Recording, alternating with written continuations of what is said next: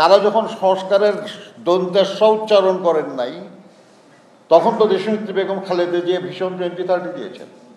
আমরা কালকেও প্রধান উপদেষ্টা সাহেবকে বলেছি যে বিএনপির চেয়ে বেশি সংস্কার বাংলাদেশের কোন রাজনৈতিক দল করেছে?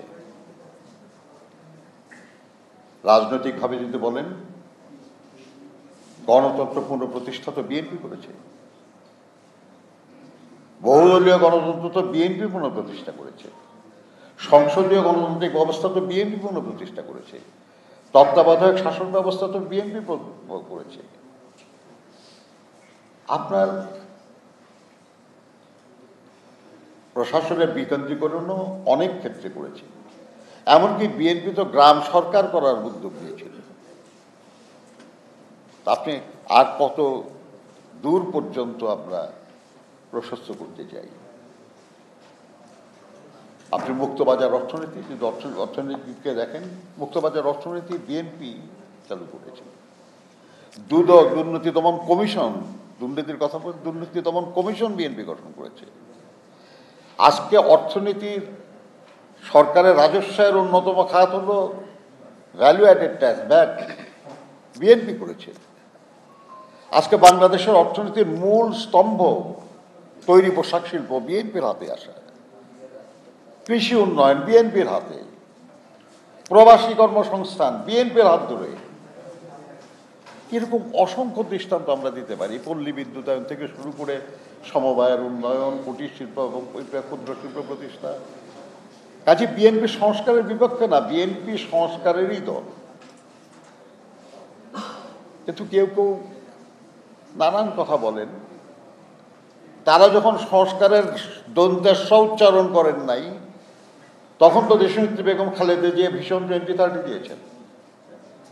আরো বহুজন যখন সংস্কারের কথা ভাবে নাই, তখন শহীদ জিয়া তো 19 দফা কর্মসূচি দিয়েছিলেন।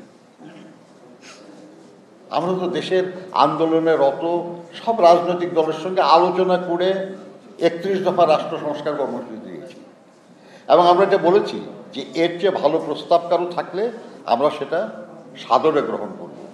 এবং আমরা এই যে সংস্কার কমিশনের কাজ, এটাকে আমরা ওই দৃষ্টিকোণ থেকে নিয়েছি যে আমরা কিছু সংস্কারের প্রস্তাব করেছি, আরও কিছু ভালো প্রস্তাব আসছে, আমরা সেটা আলোচনা করে গ্রহণযোগ্য হলে, জনস্বার্থে বিবেচনা করলে আমরা সেটাকে গ্রহণ করব।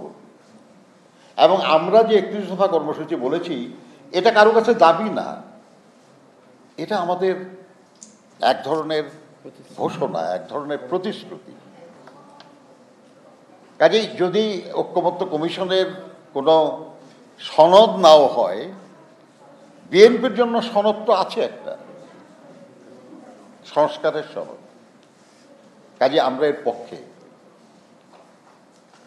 আমরা শুধু একটা জিনিস বলবো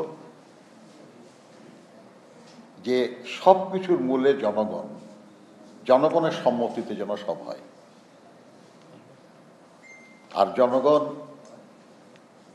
কার মাধ্যমে সম্মতি জানায় আমরা জানি।